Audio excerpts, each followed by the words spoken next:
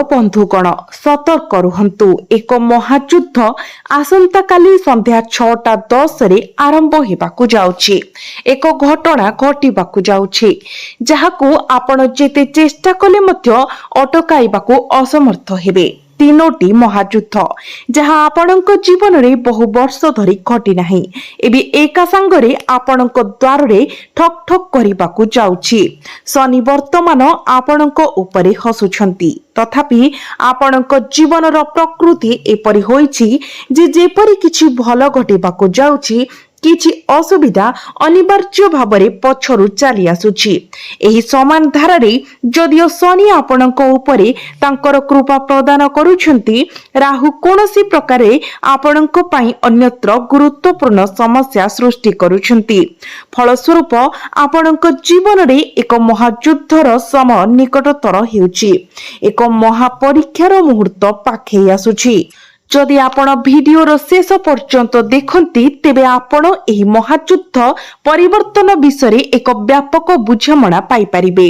शनि को कृपा द्वारा तुम जीवन रे केउ आनंद आसीबाकु जाउछि ताहा तुमे जानि परिबो एवं विपरीत भाबरे राहु को कृपा दृष्टि जोगु तुमको केउ प्रतिकूल घटना सामना रु करिबाकु पड़िबो। आजिरो भिडियो रे तुमे ए सब विषय जानि परिबो। तुमर मन को विस्मयकर करिदेबा भली सत्य अपेक्षा करिछि। तेणु जदि तुमे तुमर भविष्यत को सुरक्षित रखिबाकु चाहुछ निश्चित कर जे कोनोसी भूल जेमिति तुम द्वारा न हुए। तुम जीवन रे महायुद्ध आरंभ हेबाकु जाउछि एवं तुम जीवन रे तीनोटी निर्दिष्ट घटना घटिबाकु जाउछि। एपरि घटना जाहाको केवल समयोचित सतर्कता अवलंबन करी एड़ा जाई परिबो नचेत एही घटना गुडी को बंद करिबा एक असंभव प्रमाणित हेबो। केतेबेले जीवन रे आमे अनुभव करू जे आम सम्मुखरे ठिया होइतिबा जणे निर्दिष्ट व्यक्ति आम तुलना रे कोनोसी गुरुत्व किंबा स्थिति रखे नाही। आमे भाबी पारू एही व्यक्ति केते दुर्बल एवं क्षीण से माने मोर कोन क्षति करि पारिबे। तथापि जेतेबेले भाग्यर चक्र घुरी जाए सेही समान बामन सेही दुर्बल व्यक्ति आम विरुद्ध रे एक भयंकर शक्ति होई पारंती। आपणकर कुंडली वर्तमान एपरि एक ग्रह सजाड़ी तैयारी करूची। आपणको जानि रखिबा उचित सेही व्यक्ति जहांको सम्मुखरे आपण थरे अनुभव करिथिले जे आपण कोनोसी स्थिति रे नहांती जे आपणको आखि सामना रे बढ़िथिले एवं जहांको सम्मुखरे आपण सर्वदा श्रेष्ठतार वातावरण प्रदर्शित करि आसीछंती सेही आपणको अभिभूत करि पारे। एपरिकी आपण मध्य बुझी पारिबे नाही जे मो जीवन रे प्रकृत रे कोन घटुची। जो माने थरी आपणकर निजर थिले जो माने सर्वदा आपणक पाखरे ठिया होइथिले एवं आपणको समर्थन करिथिले जो माने अंधार झड़ राति रे मध्य आपणको सहाय्य करिबा पई आसीथिले एबे आपणको जीवन रे अपरिचित लोक परि व्यवहार करिबाकू आरंभ करिबे। ए सब संपूर्ण भाबरे राहुंकर द्वारा कृत। गोटिए कथा मने रखंतु परिस्थिति खराब होई पारे से माने संपूर्ण ओलट पालट होई पारंती तथापि आपणको एही सत्य को धरि रखिबाकू पड़िबो। प्रत्येक परिस्थितिर एक अंत अछि एवं जदि कष्टकर समय ए पर्यंत अतिक्रम करि नाही तेबे एहार अर्थ हेउछि जीवन ए पर्यंत शेष होई नाही। परिवर्तन हेउछि प्रकृतिर नियम। जे थरे तुमर शत्रु थिला जे तुम सहित सभ्य भाबरे कथा मध्य हेउ नथिला एबे तुमर प्रशंसा गान करिबो।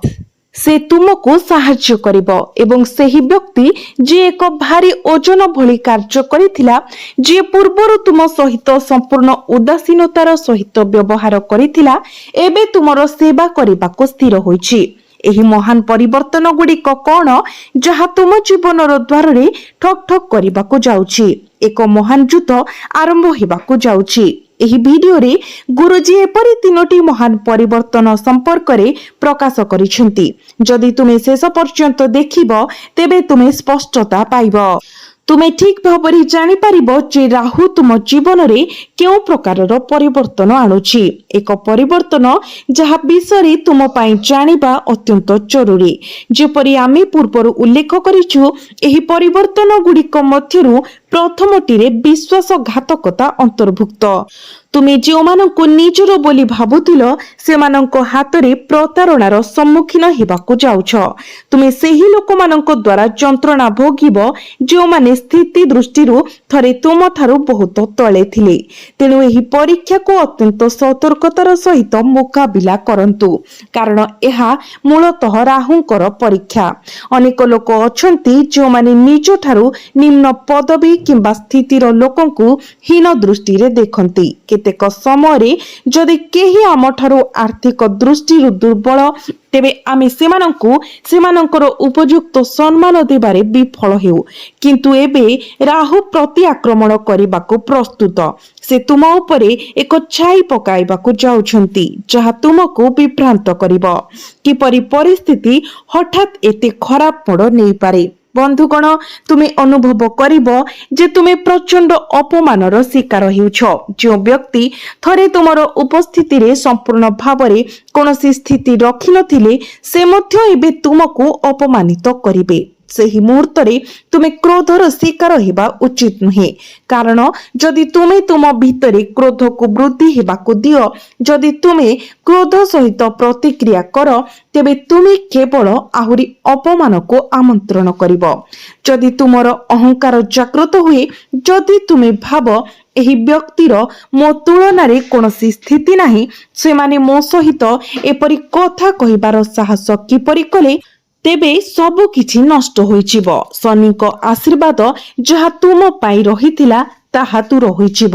ତଥାପି ଯଦି ଆପଣ ନିଜକୁ ବିଶ୍ୱାସ କରନ୍ତି ଯେ ଏହା ପରୀକ୍ଷାର ସମୟ, ଏକ ମୁହୂର୍ତ୍ତ ଯେଉଁଠାରେ ମୋତେ ଆବେଗପୂର୍ଣ୍ଣ ଉତ୍ସାହ ସହିତ ନୁହେଁ ବରଂ ଶାନ୍ତ ବିଚକ୍ଷଣତାର ସହିତ କାର୍ଯ୍ୟ କରିବାକୁ ପଡ଼ିବ, ତେବେ ଏହା ସମ୍ଭବ ଯେ ତୁମେ ଏହି ପରୀକ୍ଷାରେ ଉତ୍ତୀର୍ଣ୍ଣ ହେବ। ଫଳସ୍ୱରୂପ ରାହୁ ଯିଏ ତୁମ ଜୀବନରେ ସମସ୍ୟା ସୃଷ୍ଟି କରିବାକୁ ଯାଉଥିଲେ ଏହା କରିବା ବନ୍ଦ କରିଦେବେ ଏବଂ ଶନିଙ୍କର କୃପା ଯାହା ତୁମ ପାଇଁ ଉଦ୍ଦିଷ୍ଟ ଥିଲା ତାହା ଅବିରତ ତୁମକୁ ପ୍ରାପ୍ତ ହେବ। ବନ୍ଧୁଗଣ, ଦୟାକରି ମୋର କଥାଗୁଡ଼ିକ ଧ୍ୟାନର ସହିତ ଶୁଣ। ତୁମେ ଏହି ଭିଡ଼ିଓର ଅବଶିଷ୍ଟ ଅଂଶକୁ ସମ୍ପୂର୍ଣ୍ଣ ଶାନ୍ତ ଏବଂ ସ୍ଥିର ମନରେ ଦେଖିବା ଉଚିତ। ଏହି ଭିଡ଼ିଓର ଏକମାତ୍ର ଉଦ୍ଦେଶ୍ୟ ହେଉଛି ତୁମ ପାଇଁ ଏକ ଉଜ୍ଜଳ ଭବିଷ୍ୟତ ସୁନିଶ୍ଚିତ କରିବା, ଶତ୍ରୁ ଏବଂ ପ୍ରତିପକ୍ଷଙ୍କ ଠାରୁ ମୁକ୍ତ କରିବା। କାରଣ ତୁମେ ସ୍ୱଭାବତଃ ଜଣେ ଅତ୍ୟନ୍ତ ପରିଶ୍ରମୀ ବ୍ୟକ୍ତି, ତୁମେ ଜଣେ ଅତ୍ୟନ୍ତ ସକ୍ଷମ ବ୍ୟକ୍ତି। ତୁମେ ଅନ୍ୟମାନଙ୍କ ସହିତ ସମ୍ମାନର ସହିତ ବ୍ୟବହାର କର ଏବଂ ତୁମର ପିତାମାତାଙ୍କୁ ଉଚ୍ଚ ସମ୍ମାନ ଦିଅ। ତେଣୁ ଗୁରୁଜୀ ନିଶ୍ଚିତ କରିବାକୁ ଚାହାନ୍ତି ଯେ ଭବିଷ୍ୟତରେ କେହି ଆପଣଙ୍କୁ ବିଶ୍ୱାସଘାତକତା ନ କରନ୍ତୁ ଏବଂ ଆପଣ କେବେ ବି ଏକ ବଡ଼ ପ୍ରତାରଣାର ଶିକାର ନ ହୁଅନ୍ତୁ। ଆମ ଜୀବନରେ ଭଲ ସମୟରେ ଗ୍ରହଗୁଡ଼ିକର ଅନୁକୂଳ ସଂରଚନା ମାଧ୍ୟମରେ ଆସେ, ଯେପରି କଷ୍ଟକର ସମୟ ନିର୍ଦ୍ଦିଷ୍ଟ ଗ୍ରହ ବିନ୍ୟାସରୁ ଉତ୍ପନ୍ନ ହୁଏ। ଆମେ ପୂର୍ବରୁ ଉଲ୍ଲେଖ କରିଛୁ ଯେ ଶନି ବର୍ତ୍ତମାନ ଆପଣଙ୍କର କୁଣ୍ଡଳୀରେ ଶୁଭ ସ୍ଥିତିରେ ଅଛନ୍ତି। ତଥାପି ରାହୁ ଏବେ ବି ଏକ ସମ୍ଭାବ୍ୟ ବିପଦ ସୃଷ୍ଟି କରୁଛନ୍ତି। ଏହି କାରଣରୁ ତୁମକୁ ଏବେ ସତର୍କ ରହିବାକୁ ପଡ଼ିବ। ଯଦି ତୁମେ ଜଣେ ପ୍ରକୃତରେ ବୁଦ୍ଧିମାନ ବ୍ୟକ୍ତି ଯେ ନିଜ ପରିବାରର ମଙ୍ଗଳ ଏବଂ ନିଜର ଭବିଷ୍ୟତର ସୁରକ୍ଷା ଚାହାନ୍ତି, ଯଦି ତୁମେ ତୁମର ଭବିଷ୍ୟତକୁ ସୁବର୍ଣ୍ଣମୟ ଦେଖିବାକୁ ଚାହଁ, ତେବେ ତୁମକୁ ତୁମ ବିଷୟରେ ସବୁକିଛି ଗୋପନୀୟ ରଖିବାକୁ ପଡ଼ିବ। ସେଗୁଡ଼ିକ ନିଜ ପାଖରେ କଠିନ ଭାବରେ ରଖନ୍ତୁ, ନଚେତ୍ ଆପଣଙ୍କ ବିରୁଦ୍ଧରେ ସେଗୁଡ଼ିକୁ ପ୍ରୟୋଗ କରାଯାଇପାରେ।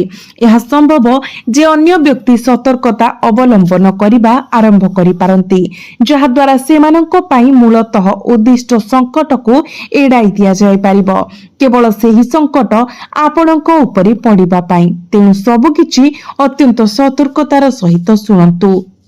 ଆପଣଙ୍କୁ ଏହି ଭିଡ଼ିଓକୁ ଶେଷ ପର୍ଯ୍ୟନ୍ତ ସମ୍ପୂର୍ଣ୍ଣ ଶାନ୍ତ ମନରେ ଦେଖିବାକୁ ପଡ଼ିବ। ଆପଣଙ୍କ ମନରେ ବର୍ତ୍ତମାନ ଯେଉଁ ଚିନ୍ତାଧାରା ଘୁରି ବୁଲୁଛି, ଆପଣଙ୍କ ଘର ଏବଂ ପରିବାର, ଆପଣଙ୍କର କାର୍ଯ୍ୟାଳୟ କିମ୍ବା ଆପଣଙ୍କର ବ୍ୟବସାୟ ବିଷୟରେ, ଆପଣଙ୍କୁ ସେଗୁଡ଼ିକୁ କେବଳ 2 ମିନିଟ୍ ପାଇଁ ଦୂରେଇ ରଖିବାକୁ ପଡ଼ିବ। ଆପଣଙ୍କୁ ଗୁରୁଜୀଙ୍କର କଥା ଏବଂ ତାଙ୍କର ଭବିଷ୍ୟବାଣୀ ଉପରେ ସମ୍ପୂର୍ଣ୍ଣ ଧ୍ୟାନ ଦେବାକୁ ପଡ଼ିବ, କାରଣ ଆପଣଙ୍କ ଜୀବନରେ ଏକ ସ୍ମାରକୀ ପରୀକ୍ଷା ହେବାକୁ ଯାଉଛି। ଧ୍ୟାନ ଦେଇ ଶୁଣନ୍ତୁ। ଆସନ୍ତାକାଲି ସକାଳ 6:10 ଏକ ମହାନ ଯୁଦ୍ଧ ଆରମ୍ଭ ହେବାକୁ ଯାଉଛି। ବିପଦ ଆପଣଙ୍କର ଦ୍ୱାର ପାଖରେ ଠିଆ ହୋଇଛି। बंधुगण एक मन को विस्मयकर सत्य जहाँ शुणा मात्रे तुम्हें संपूर्ण आश्चर्य होइजिब। बंधुगण अन्य पुरुषर स्त्री सहित मिसिबा आपण को कारागार पछरे पकाई पारे। जेतेबेले जने मनीष एपर्यंत शिशु थाए से जीवनर यात्रा केते परीक्षा एवं क्लेश तांको पई अपेक्षा करिछि से विषय आनंदर सहित अज्ञ रही थाए। तार एकमात्र चिंता खेलिबा, निज मजार दुनिया रे आनंद रे बुड़ी रहिबा। तथापि प्रत्येक पिला शेषरे वयस्क हो जाए एवं परिणत बयस सहित अनेक दायित्व जनक जीवन रे प्रवेश करे। बंधुगण एही दायित्व सहित अनेक कष्ट एवं विभिन्न प्रकारर माया द्वार रे आघात करे एवं एही भ्रम मध्यरु सबुठारु शक्तिशाली हेउची जणे महिलांकर आकर्षण। प्रत्येक मनीष मध्यरे अंतर्निहित एक आकर्षण। केतेबेले एही आकर्षण प्रकृत प्रेम रे परिणत हुए, अन्य समय यह केवल कामनार खेल। यह प्रकृत प्रेम होइब कि आपणक जीवन रे भ्रम एवं कामनार एक प्रतारणामूलक खेल हेब ताहा केवल आपण ही निर्णय करि पारिबे। तथापि जदि आपण संप्रति अन्य पुरुषर स्त्री सहित घनिष्ठता वृद्धि करिसेंती तेबे आपण निजको आईनगत समस्या रे फसी जाई पारंती, जहा जेल दंड होई पारे। एहा व्यतीत जदि आपण समाज रे प्रतिष्ठा निर्माण करिबारे वर्ष वर्ष बिताइछंती तेबे एही अपराध गोटिए मुहूर्त रे आपणकर समस्त सम्मान एवं मर्यादा हरण करि पारे। जेपरि आपणक गुरु आपणको चेतावनी देइछंती जेतेबेले राहु आपणको परीक्षा रे पकाइबे प्रत्येक क्षेत्र रे बाजी गुरुतर होइछिबो। जदि आपण एही परीक्षा रे विफल होंती तेबे आपण आउ आपणक पड़ोसी रे आपणकर मुह देखाई परिबे नाही। कथा हेबा समय आपण कहार आखि रे आखि मिसाई परिबे नाही। आपण प्रत्येक घरे गपसर विषय रहिबे एवं समग्र समाज रे आपणकर प्रतिष्ठा कलंकित हेबो। एबे द्वितीय प्रमुख परिवर्तन एही विषय को अत्यंत गंभीरतार सहित सुनंतु एवं शेष पर्यंत वीडियो देखंतु। जणे महिला आपणक जीवन रे प्रवेश करिबाकू जाउछंती, से जणे विवाहिता महिला होई पारंती एवं जदि तुमे निजे विवाहित तेबे तुमे तांको प्रेम जाल रे निजको फसिबाकू देबा उचित नुहे। केतेक समय रे एपरि घटना घटी थाए, अन्य जनकर आकर्षण आमको सब किछि भुलाई दिए। आमर स्त्री अछि, संतान अछि। जणे व्यक्ति एही मोह द्वारा एते ग्रासित होई जाए जे शेषरे संपूर्ण विनाश व्यतीत आउ किछि न थाए। विपरीत भावरे आमे धरि नेबा उचित जे तुमे विवाहित नुहे। सेही परिस्थिति रे मध्य एही निर्दिष्ट समय रे काहा सहित प्रेम संपर्क स्थापन करिबा तुम पई लाभदायक प्रमाणित हेब नाही। सेही महिला तुमको शोषण करि पारंती। सेही झियो तुमको एक कबर मनगढ़ा आईनगत मामला रे फसाई पारे। तेणु सतर्कता अवलंबन करिबा एवं निजको रक्षा करिबा कि नाही ता संपूर्ण भाବରେ तुम निज हाथ रे अछि। ଏହା ରାହୁଙ୍କର ପରୀକ୍ଷା। ଯଦି ତୁମେ ତୁମର ଚରିତ୍ରର ପବିତ୍ରତା ରକ୍ଷା କର ତେବେ ତୁମେ ଅକ୍ଷତ ଭାବରେ ଉଭାଇବ, କିନ୍ତୁ ଯଦି ତୁମେ ତୁମର ଚରିତ୍ରକୁ କଳୁଷିତ ହେବାକୁ ଦିଅ ତ ତୁମେ ଶନିଙ୍କର ଆଶୀର୍ବାଦରୁ ମଧ୍ୟ ବଞ୍ଚିତ ହେବ, ଯାହା ତୁମ ପାଇଁ ନିର୍ଦ୍ଦିଷ୍ଟ ଥିଲା। कारण एबे तुम जीवन रे एक महान युद्ध आरंभ हेबाकू जाउची। एक युद्ध जेउथिरे तुमको प्रत्येक विवरणी प्रति सतर्क रहिबाकू पड़िबो, सचेतन रहिबाकू पड़िबो। केतेबेले मोर बंधुगण जीवन हठात अप्रत्याशित मोड़ नहीं थाए। आमे निश्चित अनुभव करि पारू जे आमर एक विशेष प्रयास निश्चित भाବରେ सफल हेबो, किंतु शेष मुहूर्त रे यह भांगी पड़े। आमे प्रायतः एक निर्दिष्ट कार्य विषय अत्यंत उत्साही हो जाऊ, एक निर्दिष्ट तारीख अपेक्षा करी उत्साहर एक लहरी अनुभव करी एवं निजको कहू मु एहा करिबाकू जाउछी, एहा मते अपार आनंद आनी देबो। तुमे समस्तंकु तुमर योजना विषय कहूछ। एठारे 4 जण सेठारे 4 जण आमर एही प्रकल्प आसुची, किंबा आमको सेही तारीख रे सेही स्थान को जीवाको पड़िबो, किंबा आमको एहा करिबाको पड़िबो, आमको ताहा करिबाको पड़िबो एवं तापरे निर्धारित कार्यक्रमर मात्र गोटिए किंबा 2 दिन पूर्वरु तुमर स्वास्थ्य हठात खराब हो जाए, तुमे असुस्थ होई पड़ो, हुई तो तुमर गोड़रे एक फ्रैक्चर हुए କିମ୍ବା ହାତ ଭାଙ୍ଗିଯାଏ। ଏପରି କିଛି ନା କିଛି ଦୁର୍ଘଟଣା ଅନିବାର୍ଯ୍ୟ ଭାବରେ ଘଟେ। ଏସବୁ କଣ ତୁମକୁ କେବଳ ସଂଯୋଗ ମନେ ହୁଏ?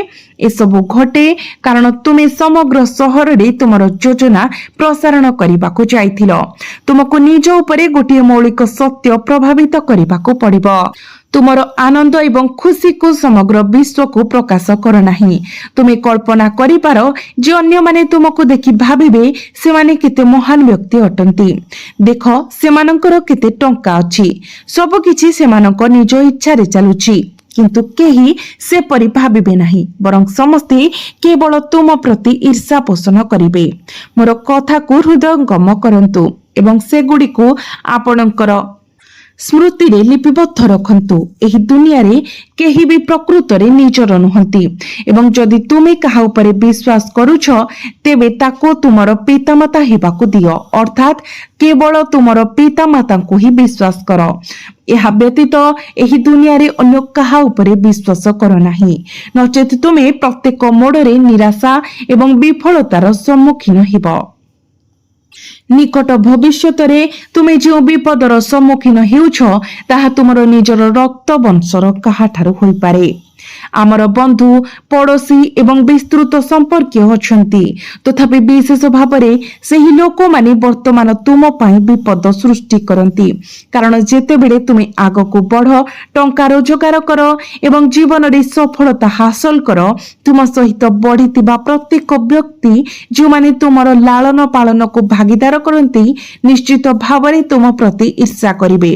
ଯେତେବେଳେ ସେମାନଙ୍କର କିଛି ନଥାଏ, ଯେତେବେଳେ ତୁମର ବହୁତ ସମ୍ପତ୍ତି ଥାଏ, ସେତେବେଳେ ଏହା ସ୍ୱାଭାବିକ ଯେ ସେମାନେ ତୁମ ସହିତ କଥାବାର୍ତ୍ତା ବନ୍ଦ କରିଦେବେ। ସେମାନେ ତୁମକୁ ମୌଳିକ ସୌଜନ୍ୟ କିମ୍ବା ସମ୍ମାନ ସହିତ ବ୍ୟବହାର କରିବା ବନ୍ଦ କରିଦେବେ। ଗୁରୁଜୀ ଏବେ ତୁମକୁ ତୃତୀୟ ପ୍ରମୁଖ ପରିବର୍ତ୍ତନର ବିବରଣୀ ପ୍ରକାଶ କରିବାକୁ ଯାଉଛନ୍ତି। ବହୁତ ଧ୍ୟାନର ସହିତ ଶୁଣନ୍ତୁ, ନଚେତ୍ ତୁମେ ନିଜକୁ ଏକ ଅତ୍ୟନ୍ତ ଭୟଙ୍କର ପରିସ୍ଥିତିରେ ପାଇବ। କିଛି ବ୍ୟକ୍ତି ଅଛନ୍ତି ଯେଉଁମାନେ ଅନ୍ୟମାନଙ୍କୁ ନଷ୍ଟ କରିବା ପାଇଁ ଗୁପ୍ତ ରୀତିର ଆଶ୍ରୟ ନିଅନ୍ତି। ଆପଣ କେବେ ବି ଏପରି ଅଭ୍ୟାସରେ ଲିପ୍ତ ହେବା ଉଚିତ ନୁହେଁ। ପ୍ରାୟତଃ ଆମ ଅଜାଣତରେ ଏହି ଜିନିଷ ଗୁଡ଼ିକର ଆମେ ଶିକାର ହୋଇଥାଉ।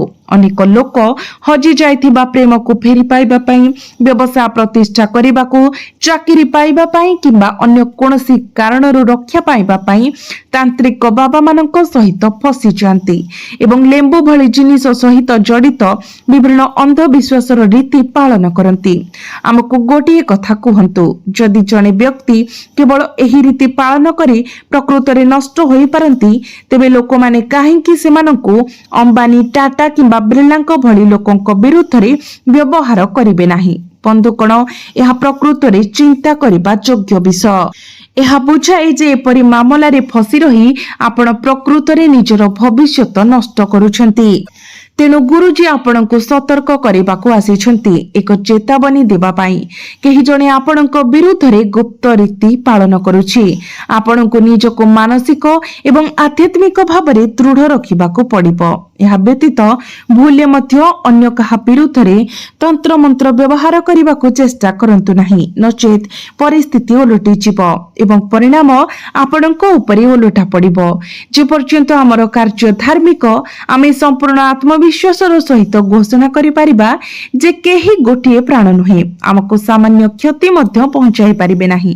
ତଥାପି ଯଦି ଆମେ କାହା ବିଷୟରେ ଖରାପ କଥା କହୁ, ତାଙ୍କ ବିରୁଦ୍ଧରେ ତାନ୍ତ୍ରିକ ପୂଜା କରୁ କିମ୍ବା ସେମାନଙ୍କ ପ୍ରତି ମନ୍ଦ ଚିନ୍ତାଧାରା ପୋଷଣ କରୁ, ତେବେ ସେହି ବ୍ୟକ୍ତିଙ୍କର ନକାରାତ୍ମକ କର୍ମ ଆମ ଉପରେ ପୁଣି ଥରେ ପ୍ରଭାବ ପକାଇପାରେ। ସେଥିପାଇଁ ଆମେ ଆପଣଙ୍କୁ ଏହି ଚେତାବନୀ ଦେଉଛୁ। ଗୁରୁଜୀ ବୁଝାଉଛନ୍ତି ଯେ କେହି ଆପଣଙ୍କ ଉପରେ ତାନ୍ତ୍ରିକ ମନ୍ତ୍ର ପକାଇପାରେ। ସତର୍କ ରୁହନ୍ତୁ।